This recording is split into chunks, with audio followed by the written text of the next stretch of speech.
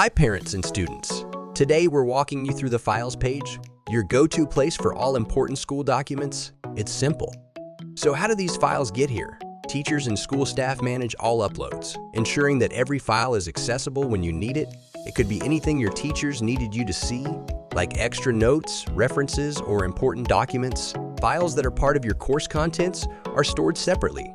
If you're a parent, you'll be able to view all uploaded files sent by their teachers. This means you'll always be in the loop. First, head over to the navigation menu and click on Files. You'll see files listed with key details. At the top, there's a search bar. Just type in keywords. You can also rearrange columns into your preferred order. If you need to view a file, click on the triple dot icon in the Action column. This gives you the option to preview and download the file. Let's hit Download. Simple, right? I hope this helped. We'll catch you next time on ilerno.